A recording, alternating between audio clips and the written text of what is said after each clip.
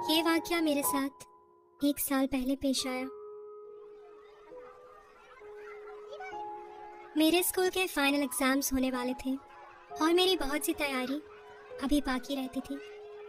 वैसे तो हमारे स्कूल की लाइब्रेरी 5 बजे तक बंद हो जाती थी, मगर एग्जाम्स करीब होने की वजह से स्कूल ने ये फैसिलिटी प्रोवाइड की हुई थी कि लाइब्रेरी रात 11 बजे तक ओपन रहती थी, ताकि स्टूडेंट्स अगर चाहें तो लाइब्रेरी में देर तक रुक के एग्जाम्स की प्रिपरेशन कर सकें। मेरा घर स्कूल से ज़्यादा दूर नहीं था, तो घर पे स्टडी करने की बजाय मैं भी यही प्रेफर करती थी कि सुकून से जाके लाइब्रेरी के खामोश माहौल में एग्जाम्स की तैयारी करूं।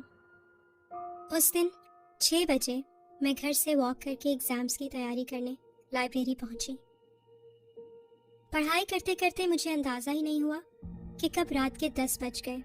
मैं इतना लेट लाइब्रेरी में कभी नहीं रुकी थी। ज़्यादा से ज़्यादा 8 बजे तक मैं वॉक करके घर चली जाया करती थी। 8 बजे तक भी कुछ स्टूडेंट्स तो लाइब्रेरी में होते थे, पर 10 बजे तो वहाँ बिल्कुल सन्नाटा था। मेरा बस कुछ 10-15 मिनट का काम और रहता था, तो मैंने सोचा बस ये जल्दी से ख़त्म कर लूँ और फिर घर की तरफ निकलूँगी। मैं पूरी तरह से अपने काम में गुम थी कि अचानक मुझे लाइब्रेरी के बाहर किसी के अजीब तरह से चलने की आवाज़ें सुनाई दी।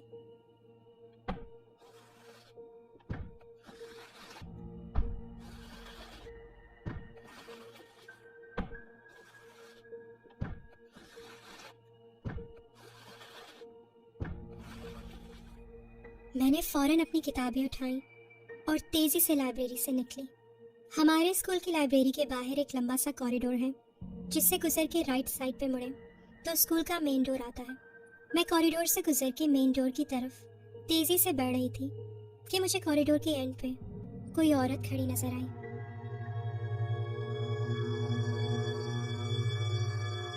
वो जो कोई भी थी, पर मैं जैसे जैसे उसकी तरफ बढ़ रही थी मुझे एक अजीब सी डिस्कम्फर्ट महसूस हो रही थी, इस हद तक कि मैंने घबराहट में आवाज देके पूछा, कौन है वहां? मेरे ऐसा कहते ही कुछ ही सेकंड्स के अंदर वो वहां से चली गई। मैंने सुकून का सांस लिया और स्कूल के मेन डोर से बाहर निकली। थकन और भूख से मैं ठीक से वॉक भी नहीं कर पा रही थी, पर मैंने नोटिस किया कि स्ट्रीट बिल्कुल खाली थी, जो कि काफ़ी अजीब बात थी, क्योंकि वो स्ट्रीट हमेशा काफ़ी बिजी होती है और देर रात में भी लोग वहाँ वॉक करते नजर आते हैं।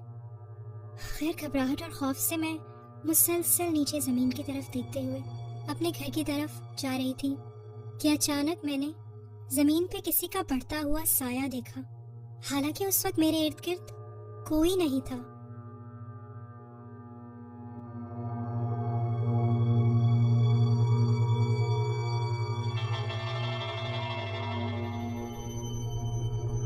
जब मैंने सर उठा के सामने देखा तो मेरे आगे एक औरत चल रही थी।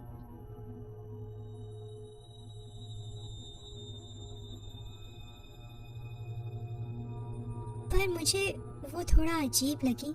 ऐसा लग रहा था कि वो माजूर है और बहुत ही मुश्किल से लंगड़ा लंगड़ा के चल रही है, और वो इतना आहिस्ता चल रही थी कि थोड़ी ही देर में मैं उसके करीब पहुंच गई। इतना करीब कि मैं उसे अपने सामने बिल्कुल साफ देख सकती थी। उसने मैले से कपड़े पहने हुए थे और ऐसा लग रहा था कि उसके हाथ और पाँव मुड़े हुए हैं, और तो और उसके बाल भी बुरी तरह बिखरे हुए थे। मुझे वो सब इतना अजीब लगा कि मेरे कदम वहीं रुक गए। मेरी गट फीलिंग बार बार मुझे यही कह रही थी कि मुझे इस औरत के और करीब नहीं जाना चाहिए, और ना ही मुझ में उसे क्रॉस करके आगे बढ़ने की हिम्मत थी।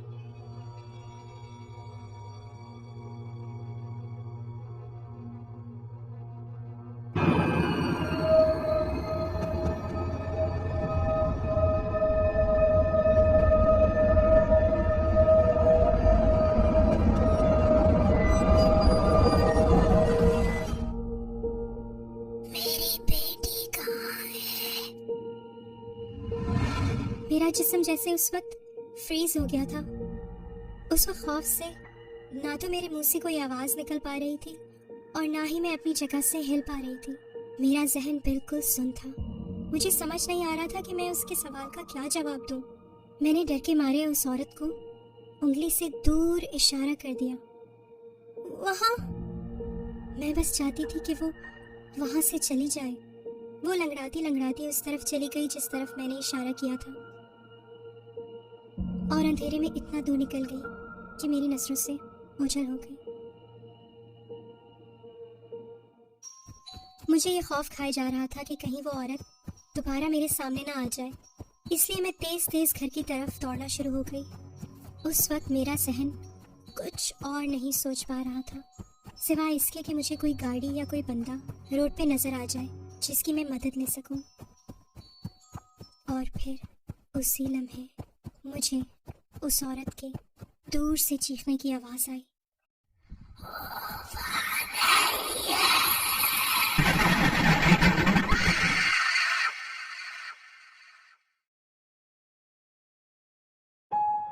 उसके बाद मुझे कुछ भी याद नहीं। जब मैं होश में आई तो मुझे पता चला कि मेरे नेबर को मैं रोड पे बेहोश हालत में मिली और उन्होंने मुझे घर पहुंचाया। मुझे हमारे नेबर से पता चला 1998 में आगथा नामी एक 32 साल औरत अपनी बेटी के साथ एक अपार्टमेंट बिल्डिंग में रहती थी। वो अपनी बेटी से बहुत मोहब्बत करती थी और उसकी बेटी की उम्र 9 साल थी। वो ईडन हिल स्कूल में ही पढ़ती थी। एक दिन स्कूल में खेलते खेलते अचानक एक हादसे में उसकी बेटी की मौत हो गई।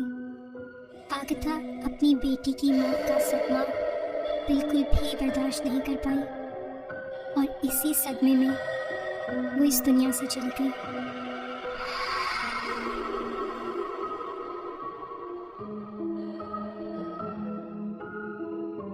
उस वाक़े के बाद आगथा ईडन हिल स्कूल में और उस एरिया के आसपास अक्सर लोगों को अपनी बेटी को ढूंढती हुई नजर आती है। उसकी बेचैन रूह मरने के बाद भी अभी तक अपनी बेटी से मिलने के लिए भटक रही है।